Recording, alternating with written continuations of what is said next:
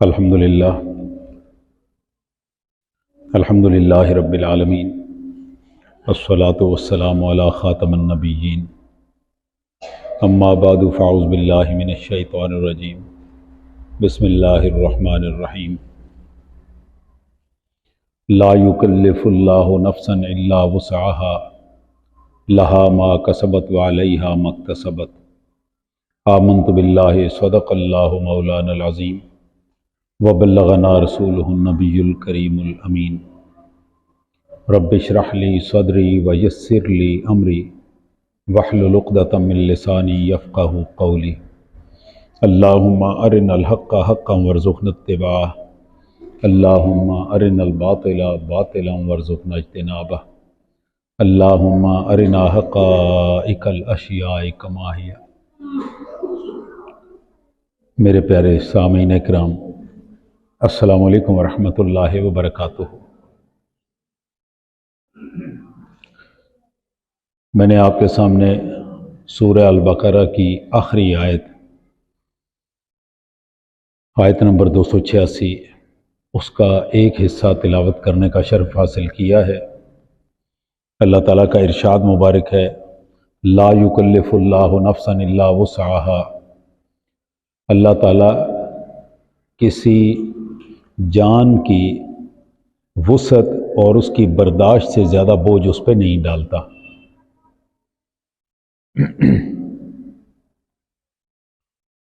इसका एक तर्जुमा तो यही है जो मैंने आपके सामने अर्ज़ किया।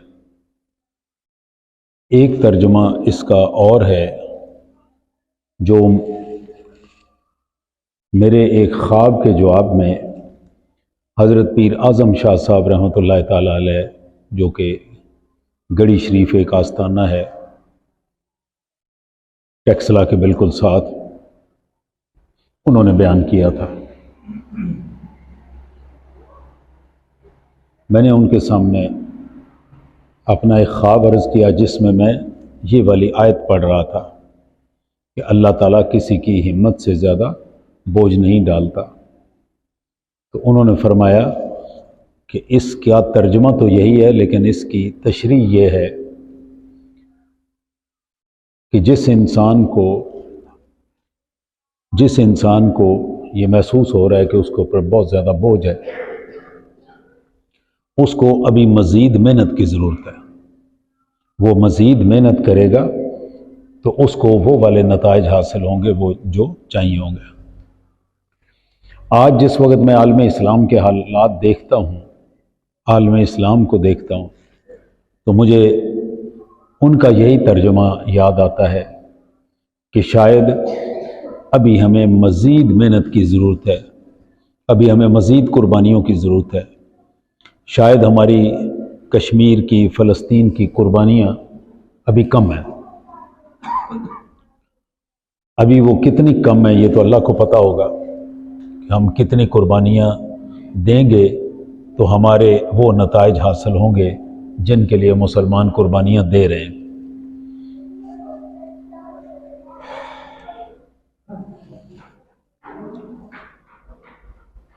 आज अगर मैं फ़लस्तीन की तरफ देखता हूँ तो फ़लस्तीन में हर रोज़ सैकड़ों बच्चों की लाशें हैं।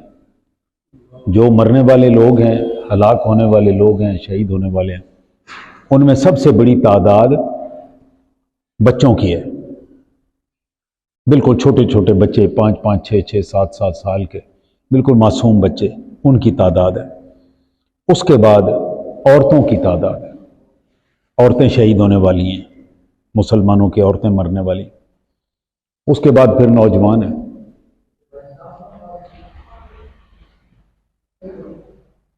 हर रोज़ सैकड़ों के हिसाब से बच्चों की लाशें फ़लस्तीन से उठ रही हैं।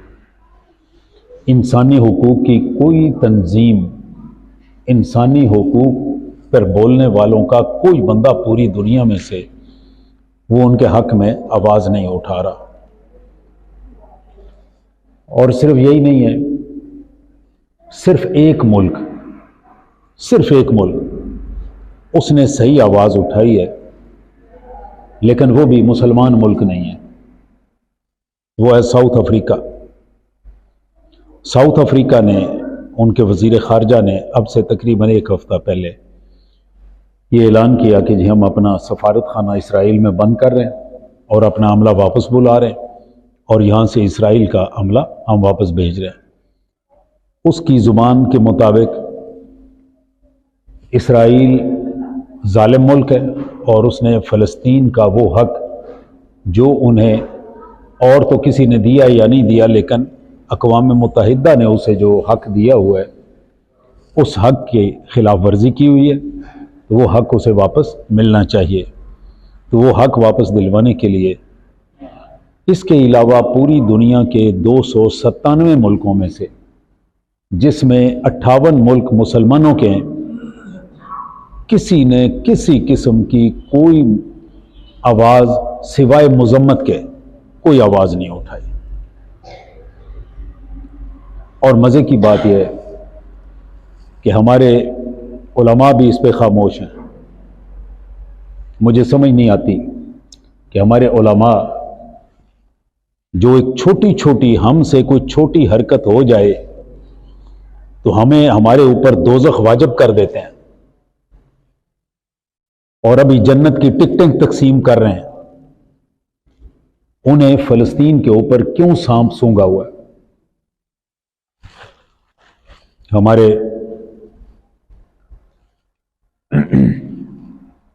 इब्तिसाम इलाही ज़हीर साहब और एहतशाम इलाही ज़हीर साहब, जो कि छोटी छोटी बातों के ऊपर अपने मुसलमान भाइयों पे कुफर और शिर्क के फतवे लगाते हैं।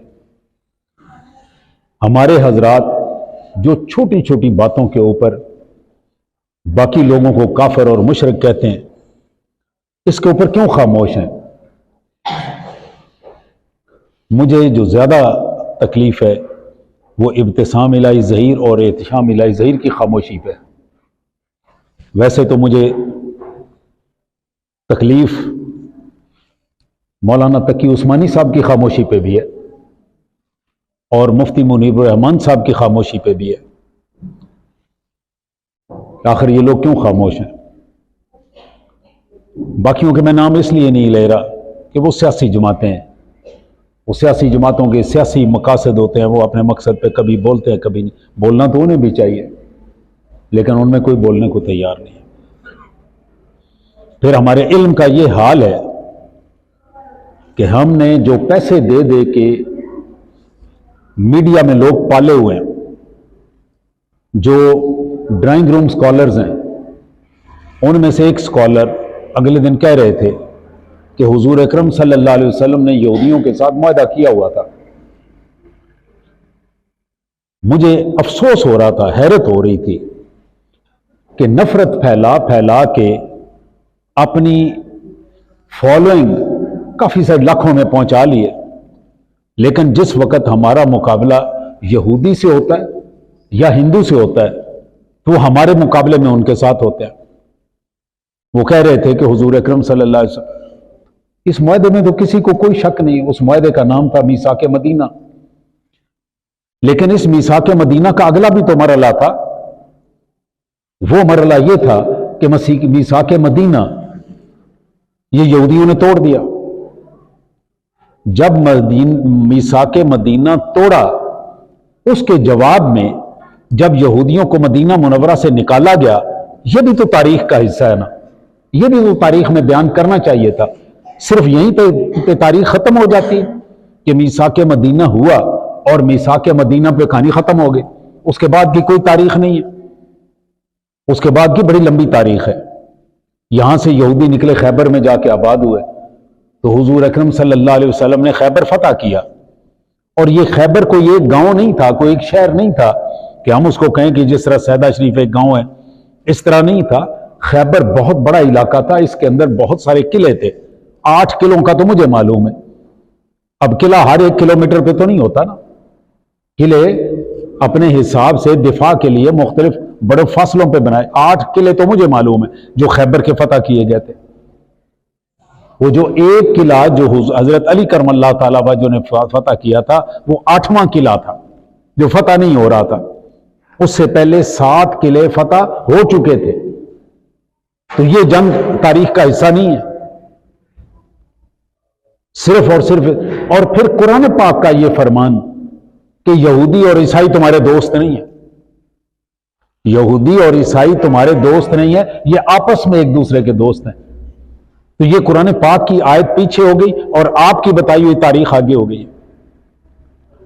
इंतहाई दुख के साथ ये कहना पड़ता है कि हमारे कुछ लोग, आई डोंट नो किन के पाले हुए, जो सिर्फ, और अल्लामा इकबाल ने दो बंदों का कहा था ना कि एक ईरान में था जिसने नबूवत का दावा किया था, उसका नाम था बहाउल्लाह। बहाउल्लाह ने कहा कि हज जरूरी नहीं है,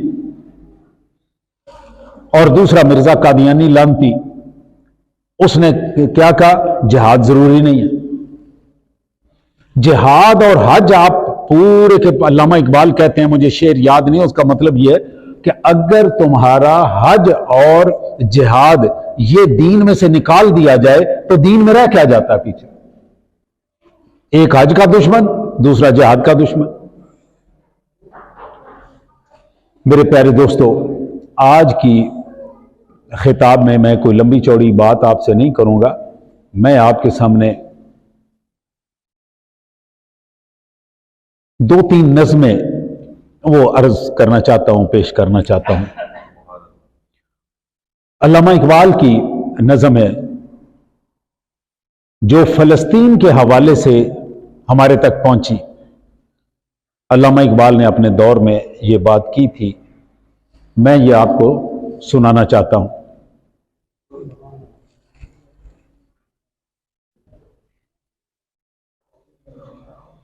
अल्लामा इकबाल कहते हैं, जिंदान फरासीस का मैं खाना सलामत, समझ में इतने नहीं है ना, जिंदान फरासीस। फुरकान इधर आ जा, ये कुर्सी रखी है, कुर्सी पे आसानी से बैठ जाओ।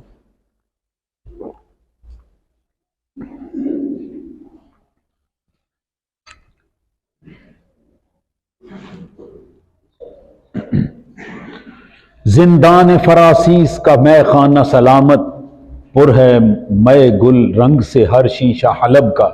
हलब शाम का एक शहर है। ये जो शाम का शहर है हलब, ये किस बात के लिए मशहूर था? ये मशहूर था शीशे बनाने में। ये जो आप शीशे का गिलास और आईने वगैरह देखते हैं ना, ये बनाने में मशहूर था। जब पहली जंग अजीम हुई तो पहली जंग अजीम के बाद फ्रांस ने अपने शराब खाने यहां पे खोले, अपने लोग यहां पे भेजे, और ये शहर जो कि शीशागरी में मशहूर था, ये शराबगरी में मशहूर हो गया। तो अल्लामा इकबाल उसकी तरफ ये कहते हैं कि जिंदान फरासीस का मैं खाना सलामत, पुर है मैं गुले रंग से हर शीशा हलब का। है खाके फलस्तीन पे यहूदी का अगर हक, हस्पानिया पे हक नहीं क्यों अहले अरब का। कि अगर फलस्तीन पर यहूदी का हक इसलिए कि ये पहले यहूदियों के पास था, तो फिर हस्पानिया पे मुसलमानों का हक होना चाहिए, क्योंकि पहले वहां पे 800 साल के लिए उनकी हुकूमत रही है, मुसलमानों की हुकूमत रही है। मकसद है मलूकियत इंग्लिश का कुछ और, किस्सा नहीं तारीख का या शहदो अनब का। अल्लामा इकबाल कहते हैं कि गोरे का बरतानिया का मकसद कुछ और है, जो हमें नजर आ रहा है कि आप सारे के सारे अमन के साथ रहें, पीस के मुआहदे करें, ये मकसद उसका नहीं है, इसके पीछे कुछ और है। और ये शहद बेचने का और खजूरें बेचना ये मकसद नहीं है गोरे का। गोरे का मकसद इससे कुछ और है। आगे कहता है, जलता है मगर शाम फलस्तीन पे मेरा दिल, तदबीर से खुलता नहीं ये उक़्दा-ए दुश्वार। कि मैं जितने भी अपनी अकल दौड़ा रहा हूं, जितनी तदबीरें कर रहा हूं, उससे फलस्तीन और शाम का मसला हल होता हुआ नजर नहीं आ रहा, और यह आज भी हल नहीं होना। ये अगर लोगों का ख्याल है ना कि आज ये हल हो जाएगा, ये तदबीर से, भाग दौड़ से, ये कुछ करने, ये अगर हल होना है तो कल को जिहाद से हल होना है, और जिहाद के लिए हम तैयार नहीं है। और अल्लामा इकबाल ने इसमें तदबीर में भी एक बड़ी खूबसूरत बात की है। हमारी भाग दौड़ तो इसी जगह तक है ना कि यूएन में चले जाएं, अक़वाम मुत्तहिदा में चले जाएं, OIC का एक इजलास बुला लें, उसमें मुजम्मत कर दें। जमाना अब भी नहीं जिसके सोच से फारिग, मैं जानता हूं वो आतिश तेरे वजूद में है। अल्लामा इकबाल कहते हैं कि जिस आग के साथ मुसलमान ने दुश्मन पे गलबा हासिल करना है, वो आग तेरे वजूद में मौजूद है। मैं जानता हूं कि वो आग तेरे वजूद में मौजूद है। तेरी दवा न जनेवा में है न लंदन में, फरंग की रगे जहां पंजाए यहूद में है। कि जनेवा में और अक़वाम मुत्तहिदा में और इन लोगों के पीछे भागने से ये चीजें हासिल होने वाली नहीं है। फरंग की रगे जहां पंजाए यहूद में है, कि जो फरंगी है उसकी जान किसके कब्जे में है? यहूदी के कब्जे में। वो तो यहूदी उसको जिस तरफ मोड़ेगा वो उधर मुड़ता जाएगा।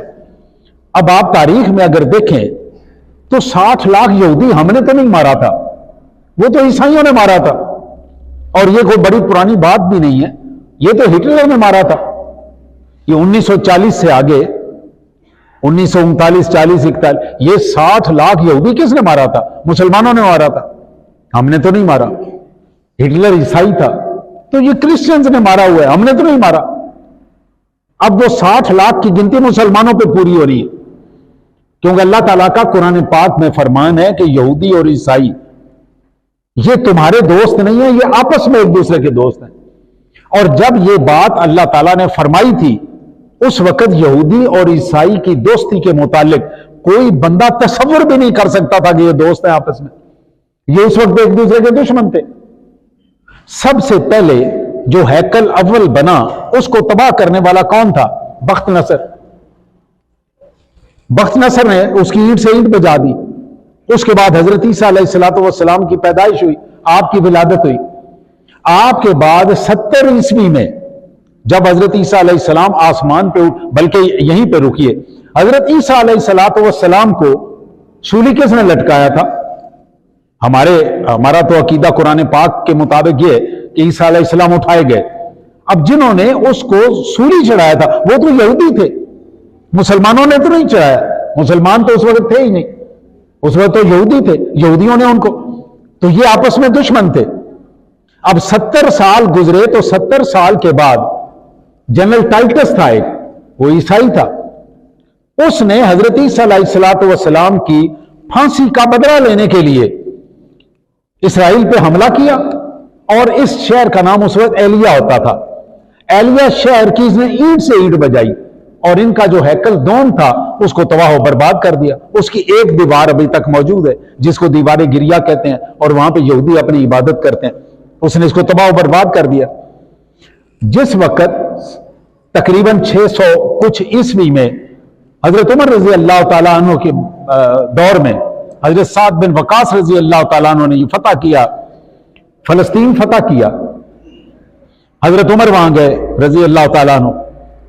आपका अभी वहां पे जो उनका मेयर था वो ईसाई मेयर था, ईसाइयों का कब्जा था इस शहर में, उसका नाम था सोफ्रेनियस। सोफ्रेनियस के साथ हजरत उमर रजी अल्लाह तआला अन्हु का जो मुआहदा हुआ, वो मैं आपको 1-2 दफा पढ़ के सुना चुका हूं। वो मुआहदा हमारा ईसाइयों के साथ हुआ था, यहूदियों के साथ तो हुआ ही नहीं था। ये शहर यहूदियों के कब्जे में था ही नहीं। तो यहूदियों ने उसमें जो शिक्कें डलवाई, उनमें एक शिक ये थी कि कोई यहूदी फलस्तीन में, इसराइल में, एलिया में अपनी जायदाद नहीं बना सकता, अपनी जायदाद यहां पे नहीं रख सकता। और जो ज़ियारत के लिए आया करेंगे वो यहां पे रात क़याम नहीं कर सका करेंगे। वो आएंगे, सुबह आए, शाम को वापस चले जाएं। वो रात को किसी और शहर में, सराय में, होटल में, जहां भी ठहरना। ये मुआहदा हजरत उमर रजी अल्लाह तआला का ईसाइयों के साथ हुआ है, यहूदियों से तो हमारा मुआहदा हुआ ही नहीं। उसके बाद फलस्तीन हमसे जो छीना वो ईसाइयों ने छीना, और सलाउद्दीन अय्यूबी ने दोबारा ईसाइयों से छीना।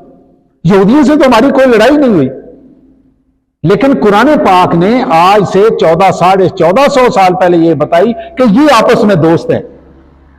अब इनकी दुश्मनी का जो आखिरी मार्का हुआ वो हिटलर के साथ हुआ। हिटलर ने कमोबेश 60 लाख लोग मारे, यहूदी मारे। हमने तो उनमें से एक भी नहीं मारा। हमारी तो यहूदियों से कोई लड़ाई है ही नहीं, जिनके साथ लड़ाई है वो दोस्त हो गए। और कुरान पाक का ये बहुत बड़ा मोजज़ा मैं समझता हूं कि ये एजाजुल कुरान है। कुरान पाक का ये मोजज़ा है कि उसने जो बात 1450 साल पहले की थी वो आज पूरी होगी, आपस में दोस्त हो गए। और मजे की बात यह कि हम उस दोस्ती के लिए तड़प रहे हैं। एक अब्राहम एकॉर्ड 2018 में हुआ जिसमें 4 मुसलमान मुल्कों ने दस्तखत किए और बाकी जितने भी मुल्क हैं 54 मुल्क मुसलमानों के, वो तड़प रहे हैं कि हम कब साइन करें। अल्लामा इकबाल कहते हैं, तेरी दवा न जनेवा में है न लंदन में, फरंग की रगे जहां पंजाए यहूद में है। मैंने इसमें थोड़ी सारी तब्दीली की है अल्लामा इकबाल से माजरत के साथ कि अरब की रगे जहां पंजाए हुनूद में है। आज अरबों की पूरी जान यहूदियों के कब्जे में तो जो थोड़ी बहुत है वो है, लेकिन हिंदू के कब्जे में पूरी जान है। जो यहां से इशारा जाता है उसके मुताबिक सारे का सारा चल रहा है। सुना है, अल्लामा इकबाल कहते हैं, सुना है मैंने गुलामी से उम्मतों की नजात, खुदी की परवरिशो लज्जते नमूद में है कि खुदी को आगे करो और खुदी का जिक्र करो तो फिर हम इस गुलामी से निकल सकते हैं। इसी मौके पे मैं एक आजाद नज़्म है, मेरे एक दोस्त हैं सैयद नवीद हैदर हाशमी, कोयटा में हम इकट्ठे थे, बहुत अच्छे राइटर हैं, बहुत अच्छी नज़में लिखते हैं। उन्होंने आज से तकरीबन 6 साल पहले ये एक नज़म लिखी थी और कोयटा में सदर ममनून हुसैन उस वक्त प्रेसिडेंट थे, उनकी सदारत में एक मुशायरा हुआ था। उस मुशायरे में ये नज़म उन्होंने पढ़ी थी, मुझे ये नज़म पसंद आई, मैंने ये अपने पास लिख ली और ये नज़म मैं आपके गोश गुजार करना चाह रहा हूं। उस वक्त ये जो कहानी उन्होंने ये लिखी नज़म, ये नज़म इसलिए लिखी कि उस वक्त पाकिस्तान में दहशतगर्दी अपने उरूज पे थी और ये वही दौर है जिस वक्त आर्मी पब्लिक स्कूल कोयटा में पेशावर में 150 बच्चा वो शहीद किया गया। उसके ऊपर उन्होंने एक कहानी लिखी जिसका उन्वान था कहानी थक चुकी है। ये मैं सारों को पेश कर रहा हूं नज़म, खास तौर पे भाईजान रशीद और फुरकान, इनकी नज़र और जो लोग शेर व शायरी थोड़ी समझते हैं। उन्वान है इसका कहानी थक चुकी है। कहानी थक चुकी है और कहानी के सभी किरदार गिरिया कर रहे हैं। अब कहानी कह रही है मसलहत के तौक उतारो और दहशतगर्द मारो। ये दहशतगर्दी से मुराद सिर्फ पाकिस्तान नहीं है, दुनिया में जहां भी दहशतगर्दी है वहां के दहशतगर्दों की बात है। सब्र की जंजीरें तोड़ो, गुफ्तगू के कुफल तोड़ो और हक की बात बोलो। ए कहानी लिखने वाले लिख, हमारे सब्र के पैमाने अब लबरेज हैं। देखो मुजम्मत अभी नहीं करना, मुजम्मत बहुत हो गई ना, मुजम्मत अभी नहीं करना। मुजम्मत लफ्ज सुन सुनकर समाअत चीख उठी है। मुजम्मत के सभी अल्फाज बूढ़े हो चुके हैं, इनको मरने दो। कहीं ऐसा ना हो लफ्ज मुजम्मत गाली बन जाए। ये रस्मी और रेडीमेड जुमले अब पास रखो। 14 सदियां बाद फिर कूफा की गलियां तंग हैं और जंग जारी है। मुनाफिक अहद में बच्चों का खून हमसे तकाजा कर रहा है। मैंने अर्ज किया ना कि फलस्तीन में हर रोज बच्चों के सैकड़ों जनाजे क्या, जनाजा पढ़ने का तो वहां पे मौका ही नहीं मिल रहा। बच्चों के लिए कफन तो मौजूद ही नहीं है, खुदा जाने उन लाशों का वो क्या कर रहे हैं। मुनाफिक अहद में बच्चों का खून हमसे तकाजा कर रहा है। अब दिलासों की दुकानें बंद करके तुम अमल की करबला में आओ और मुख्तार बन जाओ। मुख्तार से मुराद है मुख्तार सख्फी, जिसने हजरत इमाम हुसैन रज़ी अल्लाह तआला अन्हु का बदला लिया था। अमल की करबला में आओ और मुख्तार बन जाओ। कहानी लिखने वाले लिख, वतन की करबला में सुर्ख खैमे लग चुके हैं। आखिरी खुतबा सुनाया जा चुका है, इस्तिगासा देने वाला दे चुका है। देखो अभी भी वक्त है, आदा के लश्कर में कोई हुर है तो आ जाए। आदा के लश्कर में कोई हुर है तो आ जाए। हुसैनी फौज उसकी मुंतजिर है। लेकिन मुझे तो आलम इस्लाम के 2.25 अरब में से कोई बंदा ऐसा नजर नहीं आ रहा। ए कहानी लिखने वाले लिख, 74 साल का बूढ़ा वतन, ये वतन से मेरी मुराद कौम है, उम्मत मुस्लिमा, 74 साल का बूढ़ा वतन बर्दाश्त के सहरा में नंगे पांव चलने के लिए राजी नहीं है, थक चुका है। ए कहानी लिखने वाले लिख, हमारी सुर्ख आंखें थक चुकी हैं, कह रही हैं अब हमें रोना नहीं उनको रुलाना है। हमास ने जो किया है, कह रही हैं अब हमें रोना नहीं उनको रुलाना है। हमें लाशें उठाने की बजाय अब गिरानी है। हमें इंसान नुमा इन भेड़ियों के सर कुचलने हैं। लिसानी, मजहबी, सूबाई, तबकाती तासुब खत्म करना है। 70 साल से जारी तमाशा खत्म करना है। ए कहानी लिखने वाले लिख, हमें इस अहद की करबो बला में जाके लड़ना है। हमें इस करबला में जंग लड़नी है, जहां पर तीर असगर को नहीं हुरमल की गर्दन में लगे। जहां पर तीर, हुरमल ने तीर मारा था ना हजरत अली असगर की गर्दन पे, जहां पर तीर असगर को नहीं हुरमल की गर्दन में लगे। अकबर के दुश्मन पे बर्छी खाएं, हां जहां खंजर से दहशत की गर्दन कटे। शब्बीर सजदे से उठे, ए किस्सा गो अब तेरी बारी है। ए किस्सा गो अब तेरी बारी है, कहानी थक चुकी है। आखिरी जुमले इन पिंडाल में बैठने वाले लोगों से कह, हमें इस करबला में जंग लड़नी है। यहां नेजों पर सर आले मोहम्मद के नहीं, जहां नेजों पर सर आले मोहम्मद के नहीं, लश्करे यजीद के आएंगे। आले मोहम्मद के नहीं, किन के सर लटकने हैं? आले यजीद के, लश्करे यजीद के नजर आए। ए किस्सा गो क़यादत सामने है। सदर पाकिस्तान सामने बैठा हुआ था ना, उसके सामने ये पढ़ रहे थे, ए किस्सा गो क़यादत सामने है। इनसे कह ये फांसी घाट की रौनक बढ़ाएं और ये फांसी के फंदों को हमेशा गर्म रखें। किस्सा गो कागज पे दहशत गर्द लिखकर उसके आगे गोली और तलवार लिख कर के, हमारे अहद की करबो बला में सारे सूरज कत्ल होंगे, रोशनी का कारवां चलता रहेगा। कहानी थक चुकी है और कहानी के सभी किरदार गिरिया कर रहे हैं। अब कहानी कह रही है, कहानी थक चुकी है। मेरे प्यारे दोस्तों, हमें ये वाली सारी की सारी चीजें लेके साथ चलना है। हम इन्हें साथ लेके चलेंगे। ये पैगाम मेरे छोटे से लेकर बड़े तक हर किसी के दिमाग में पहुंचना चाहिए। ये आज उनकी बारी है ना, ये कल हमारी बारी होगी। ये ज़हन में रखिए। ऐसा नहीं है कि फलस्तीन के बाद ये कहानी रुक जाएगी, कश्मीर के बाद ये कहानी रुक जाएगी। इसके लिए करना क्या है? क्या आपको उठ के लड़ना? ये लड़ना आपका मेरा काम नहीं है। आपने मैंने नहीं लड़ना। हम लड़ने वालों से भी कुछ नहीं कहते, सिर्फ आपसे गुजारिश करनी है। और मैं आजकल ये बात हर जगह पे कर रहा हूं, वो मैं बात ये कर रहा हूं, हमने अपनी कौम बुज़दिल बना दी है। हमारी नस्लें, हमारे बच्चे, इवन मेरी नस्ल, हम सारे के सारे बिल्कुल बुज़दिल। हमारी माओ ने हमें बुज़दिल बना दिया हुआ है। हमने खुद अपने बच्चों को बुज़दिल बना दिया हुआ है।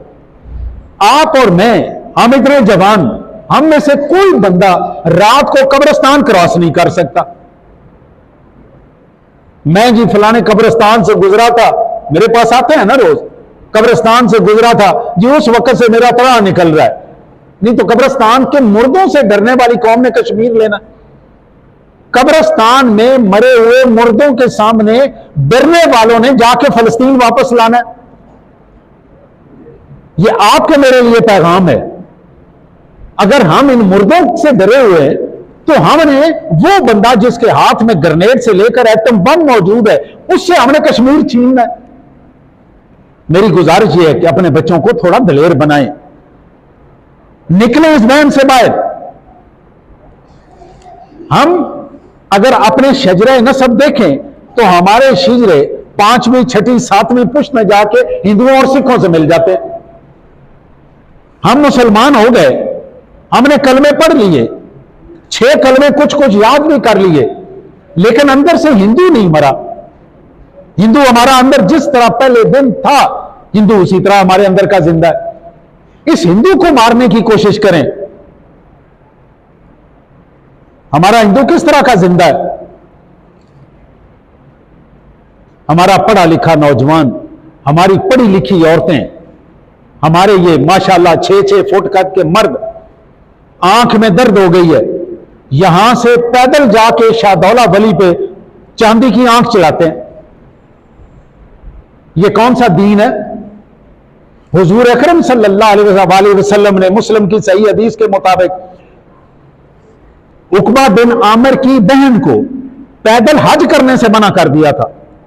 उन्होंने कहा मेरे बाप ने मन्नत मानी हुई थी, आपने फरमाया कि तुम पैदल जाओ, जाके हज कर लो, सॉरी पैदल नहीं, तुम ऊंट पे बैठो, तुम्हारी मन्नत पूरी हो जाएगी। आपने बैतुल्लाह के हज के लिए पैदल जाना मना फरमा दिया था। हम यहां से शाहदौला वली के लिए नंगे पांव और पैदल चल के जा रहे हैं। ये कौन सा दीन है? मेरी बेगम एक दिन मुझे कहती है मैं बीमार हूं, तो मैंने वहां पे वो चांदी का, मैंने कहा तो चांदी का क्या चढ़ाना है? उसकी जुबान से लफ्ज निकला, कहती है वो जो बुत नहीं बनाते। मैंने कहा बुत का लफ्ज तो तुमने खुद निकाल दिया है, अपनी जुबान से तुम्हारे बुत का लफ्ज निकला हुआ है। अब बुत मुसलमानों में होते हैं या हिंदुओं में होते हैं? बुत तो मुसलमानों में नहीं होता। हाँ, मैंने कहा चलते हैं, चल के वो वली अल्लाह थे, अल्लाह के वली थे, वहां बैठते हैं, फातिहा पढ़ते हैं, वहां बैठ के अल्लाह ताला से दुआ मांगते हैं, लेकिन ये बुत शुद्ध को नहीं चढ़ाना। हम गए वहां पे हाजिर हुए, हमने कोई बुत शुद्ध नहीं चढ़ाया। हमारे अंदर से हिंदू नहीं निकला। जिन लोगों के जिन्नों पे और जादुओं पे ईमान थे, उनको रसूलुल्लाह सल्लल्लाहु अलैहि वसल्लम ने किस तरह से फरमाया? मुझे बताइए, कोई सहाबी, कोई ताबई, कोई तबा ताबई कभी किसी जिन से डरा हो, किसी जादू से डरा हो? कोई नहीं डरा। तो आप और मुझे कौन सा डर है? उनके ऊपर तो जादू करने वाले भी कोई तगड़े होंगे ना, आपके और मेरे ऊपर जादू करने वालों से तो तगड़े होंगे ना। तो वो नहीं डरते थे, तो आपको डरने की कौन सी जरूरत है? जो बंदा आता है वो कब्रिस्तान से गुजरा तो डर गया, किसी उजाड़ स्कूल के पास से गुजरा तो डर गया। सारी की सारी अल्लाह ताला ने इंसान सबसे ताकतवर बनाया है। हाथी को इसने काबू किया हुआ है, शेर को इसने काबू किया हुआ है, सांप को इसने काबू किया हुआ है। एक जिन है जो इसको डरा रहा है। अपने बच्चों के दिमागों में ये बात डालें। कल मैं देखो मैं वो तकरीर करके आया, तो यही मेरा उन्वान था। मैं वापस आया हूं तो सैफ कदरदाद वो मेरे पास बैठ गया, मुझे कहता है कि एक बात आप छोड़ गए, ये भी बताएं कि हमने ये दिलेरी पैदा कैसे करनी है। मैंने कहा तुमने बड़ी अच्छी बात की, लेकिन मेरे पास टाइम इतना था, मैं इतनी कर सका। फिर मैं आपको बताऊं ये करना कैसे है। मुश्किल अमल रहा है, आसान को नहीं है। अगले दिन मेरे पास इख्तिदार आया, मुझे रात को कहता है कि जी मैं फलां बुजुर्ग के पास बैठा हुआ था, तो उन्होंने कहा कि यार, मैंने उससे कहा कि तरीकत में कैसे चलें। उन्होंने मुझे कहा कि तरीकत तो बड़ी मुश्किल है, तो आपसे मैंने पूछना है इतने मुश्किल रास्ते पे कैसे चले। मैंने कहा तुम क्या पढ़े हुए? कहता है MBA किया हुआ है। मैंने कहा तो MBA आसान है? कहता है नहीं। मैंने कहा तो इस दुनिया में आसान काम कौन सा है? मुझे वो काम बताएं जो आसान है। मुंजी लानी सौखी है। ये आज वो अमजद आया हुआ था, मुझे कहता है तुसा को मज रखी? मैं कहा यार बड़ा औखा है मज रखना। कहता है जी वाकई बहुत मुश्किल है। फसल वाला फिर इधर उधर जा सकता है, जिसने जानवर रखे हुए वो तो इधर उधर हो ही नहीं सकता।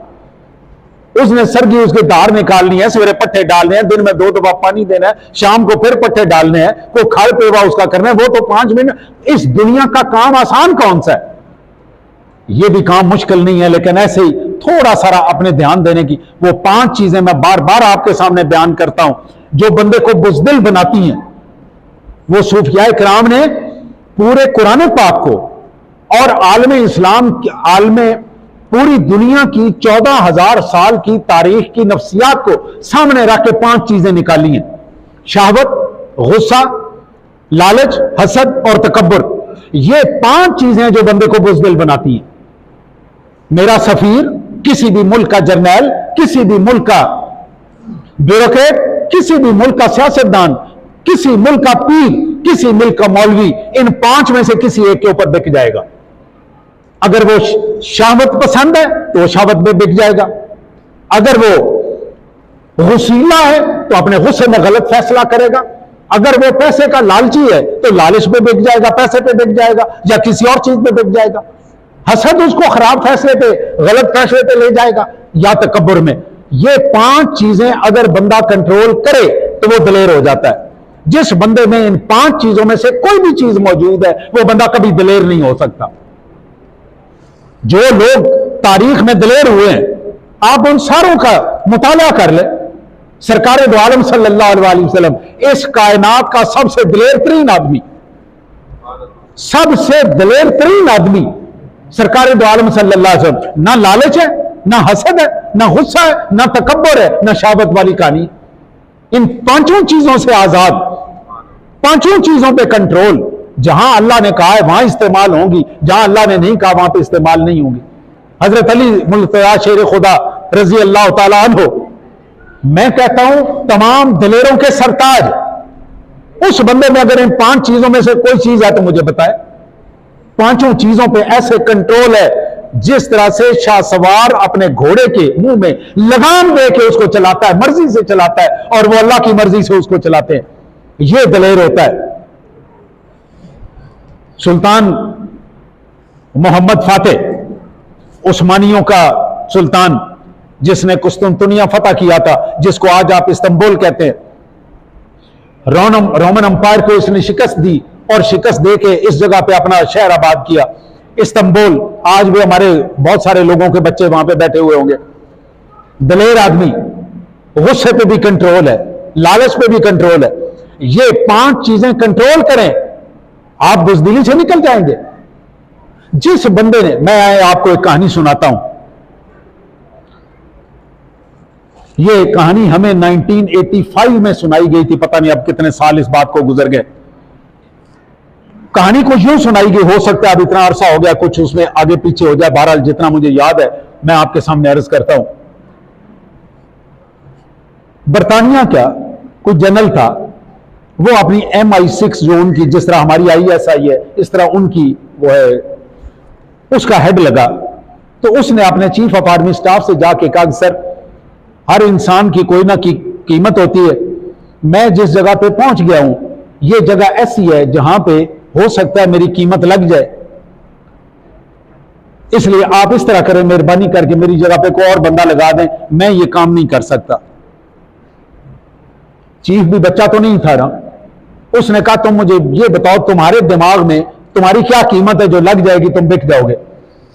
उसने पता नहीं कितने मिलियन पाउंड बताया कि जी इतने अगर कीमत लग गई। उन्होंने कहा ठीक हो गया, तुम्हारा 2 साल का टेन्योर है, 2 साल के टेन्योर में जब तुम्हारी ये कीमत लग जाए तो मैंने बस सिर्फ मुझे बताना है, इतना काम कर देना कि तुम मुझे बता देना। वो अभी उसको कोई 15 दिन या महीना हुआ था, कीमत लग गई। उसका अंदाजा था कि इतनी बड़ी कीमत है जो मेरी लगते लगते पता नहीं 2 साल गुजर जाएंगे। कीमत हफ्ते 2 हफ्ते या महीने में लग गई कीमत। वो अपने चीफ के पास गया, जाके उसने बताया सर मेरी कीमत लग गई है। किसने लगाई है? उसने कहा जी फलाने मुल्क की इंटेलिजेंस एजेंसी ने लगाई है। उसने कहा बिल्कुल ठीक हो गया, कीमत वसूल करो, कीमत वसूल करके गवर्नमेंट के खजाने में जमा कराओ, हम आपको गवर्नमेंट की तरफ से इतना पैसा दे देंगे, हम आपको गवर्नमेंट की तरफ से इतना पैसा दे देंगे। अब आपने करना क्या है? आपने करना यह है कि वो उसके बदले में जो इंफॉर्मेशन मांगेंगे वो इंफॉर्मेशन हम सारे मिल के तैयार करके देंगे कि इसको क्या बताना है। मेरी बात समझ आ रही है? अब बिकना किस चीज पे? लालच पे।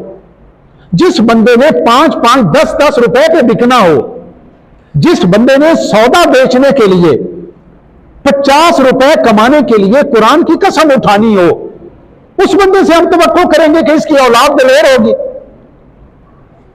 तो आप तवक्को कर सकते हैं? 50 रुपए पे बिकने वाला, झूठी कसम उठाने वाला, 100 रुपए और 1000 रुपए के ऊपर सिर्फ एक सौदा बेचने के लिए इतना झूठ बोलने वाला, ऐसा बंदा अगर मेरा सफीर बन जाए, कुछ भी बन जाए, उस बंदे से आप क्या तवक्को करेंगे? इनकी कीमतें तो लगी लगाई हैं, जहां पे मिलियंस ऑफ पाउंड 15 मेरे में कीमतें लग रही हैं, उसमें 1000, 5000, 10,000 तो कीमत ही कोई नहीं। अपने बच्चों को दिलेर बनाने के लिए हमें किस चीज की जरूरत है? इन 5 चीजों पर कंट्रोल की, और अपने बच्चों को ये बात समझाने की। मेरे वालिद साहब के पास जर्मनी के लोग आए, ये 1967 की बात है। जर्मन के 2 ईसाई आए, मैंने उन दोनों को अब्बा जी के पास बैठे हुए देखा। मैं उस वक्त 7वीं में पढ़ता था या 8वीं में पढ़ता था, इतनी मुझे होश है। 2 गोरे जर्मनी के आए और उन्होंने कहा जी कादराबाद हमें जगह लेके दें, हमने गिरजा बनाना है, हम आपके बच्चों को साथ ले जाएंगे, अपने आपके बच्चों को बिल्कुल मजहब तब्दील नहीं करेंगे, आपके मजहब की तालीम और इन्हें वहां पे कारोबार और जो आप चाहते हैं वो सारा कुछ हम इनके साथ करेंगे। आप सिर्फ इतना करें कि हमें यहां पे 2 कनाल जगह ले दें जहां पे हम अपना गिरजा बना सकें। मेरे वालिद गिरामी कहते हैं कि मैंने जब ये बात सुनी तो मेरे पैरों तले से जमीन सिरक गई, मैं अंदर से ब्रेक हो गया कि मैं अपने बच्चों को इससे बड़ी ऑफर क्या हो सकती है। अभी हमारा क्या हाल है, सारी उम्र जर्मनी के लिए धक्के खाने, फ्रांस के लिए धक्के खाने। मैं उन बंदों से सुनता हूं कि मैंने 25 लाख रुपया दिया जिसके सारे बच्चों की मिला के कीमत 25 लाख नहीं बनती। आके कहते हैं 25 लाख देता है, सादा रोड़ गया। 25 लाख का यहां पे कारोबार करे, अच्छा खासा कारोबार बनता है। मेरे वालिद कहते हैं कि मैं एक दफा बिल्कुल ज़हन से कि मुझे किसी ने क्या कहना है, को मार देना, को कत्ल कर देना, क्या फर्क पड़ता है। कहते हैं मैं अंदर गया हूं अपने हुजरे में जाके थोड़ी देर बैठा हूं तो मुझे यूं महसूस हुआ कि रसूलुल्लाह सल्लल्लाहु अलैहि वसल्लम फरमा रहे हैं सिद्दीक अहमद है कम नहीं करना, सिद्दीक अहमद है कम नहीं करना। कहते हैं मैं अपने आपके जज्बात पे मुझे बताइए पाकिस्तान में कौन सा बंदा है जिसको ये ऑफर मिलती हो और वो ना करता हो। आप और मैं बैठे हुए हैं ना यहां पे, मुझे ये ऑफर मिल जाए, आपको ये ऑफर मिल जाए, हम 25-25 लाख रुपया लगा के जर्मनी जाने के लिए तैयार हैं, इटली जाने के लिए तैयार हैं, डंकी के ऊपर जाने के लिए तैयार हैं, रस्ते में अपने बच्चे मरवाने के लिए तैयार हैं। ये 400 बंदा तो अभी मरा है ना, अभी आपके सामने मंडी बॉर्डिंग के 28 बंदे उसमें थे। हम बच्चे मरवाने के लिए तैयार हैं, उस पैसे में इसे उम्रा करने के लिए तैयार नहीं है। हम किसी यतीम को पालने के लिए तैयार नहीं है, किसी बेवा के सर पे कपड़ा रखने के लिए तैयार नहीं है। ये कौन है जिसने फलस्तीन छीनना है? और जब बैठेंगे गिला आसम मुनीर का और कभी चीफ जस्टिस का और कभी नवाज शरीफ का गिला और कभी किसी का गिला, अपने गिरेबान में भी तो झंको। मंडी बौद्दीन में उस दिन फुरकान एक बंदा नात पढ़ रहा मेरे सामने महफिल में, या अल्लाह मैं मर जाऊं तो मुझे मदीने ले जाना। मैंने कहा मदीने क्यों ले जाए, तुम्हें ट्रंप के साथ क्यों ना दफन करें, तुझे मोदी के साथ क्यों ना दफन करें। सारी उम्र तुम्हारी ख्वाहिश रही है कि मैं इटली में आबाद हूं, मैं ग्रीस में आबाद हूं, मैं अमेरिका में आबाद हूं, मरते वक्त तुझे मदीने ले जाए। मदीना इतनी फजूल जगह, तू जिंदा होके क्यों नहीं मदीना जाता?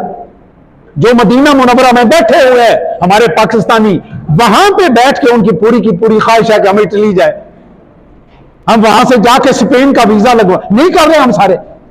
मदीना हमने फजूल जगह समझी हुई है।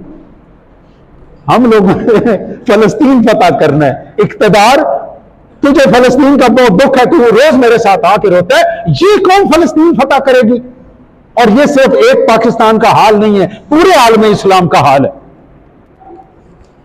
छोटे छोटे बच्चे जो मर रहे हैं उनके ऊपर एक शायर है जिसका नाम है रहमान फारस, उसने एक नज़म लिखी है। वो नज़म सुन के मैं अपना खिताब खत्म करता हूं। ये नज़म मैंने 3-4 दिन पहले पढ़ी, अपने पास नकल कर ली। आज मैं निकल रहा था तो मैंने कहा कि आपकी नजर भी करता हूं। मेरे नौजवान बच्चे जो फेसबुक छोड़ते नहीं हैं, उनसे मेरी गुजारिश है अल जजीरा टीवी का भी एक आधा प्रोग्राम देख ले। वहां के बच्चों के जनाजे उठते हुए आप यकीन कीजिए, मैंने 3 वीडियो शुरू की, मैं 2-3 मिनट से ऊपर देख नहीं सका। इतने मासूम बच्चे, जन्नत के छोटे छोटे फूल, किसी की टांग कटी हुई है, किसी की आंख निकली हुई है, किसी के बाजू कटे हुए। हम करबला की कहानियां सुनाते हैं, करबला तो हमारे पास बनी हुई है। उन बच्चों के ऊपर इसने रहमान फारिस ने एक नज़म लिखी है, ये नज़म सुनिए, उसके बाद हम नमाज पढ़ते हैं।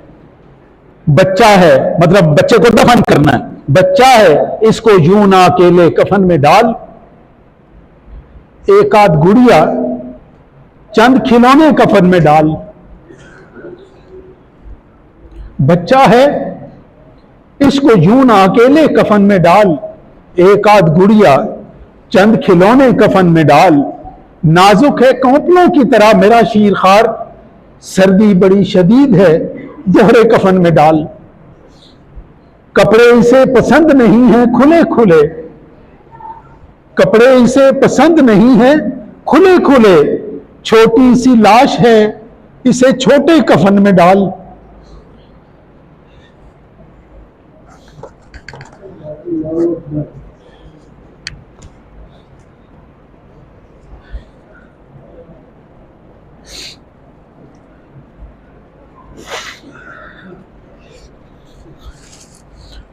कपड़े इसे पसंद नहीं है खुले खुले, छोटी सी लाश है इसे छोटे कफन में डाल। नन्हा सा है ये पांव वो छोटा सा हाथ, नन्हा सा है ये पांव वो छोटा सा हाथ है, मेरे जिगर के टुकड़ों के टुकड़े कफन में डाल। मुझको भी गाड़ दे मेरे लखते जिगर के साथ, मुझको भी गाड़ दे मेरे लखते जिगर के साथ, सीने पे मेरे रख इसे मेरे कफन में डाल। डरता बहुत है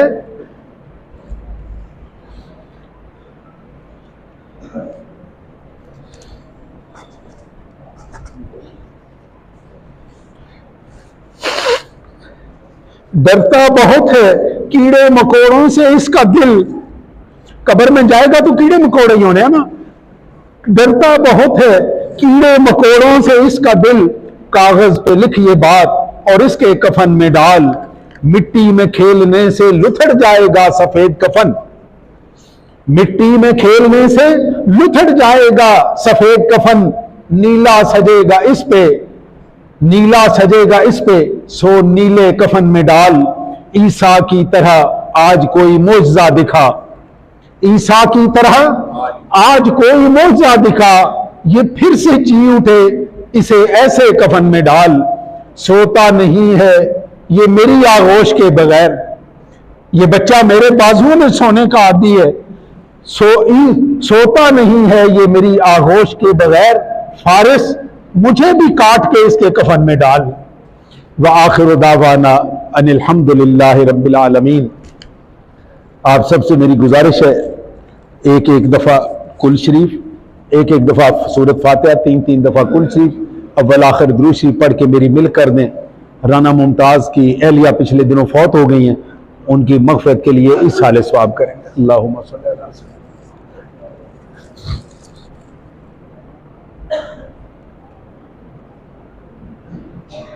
लोग उसको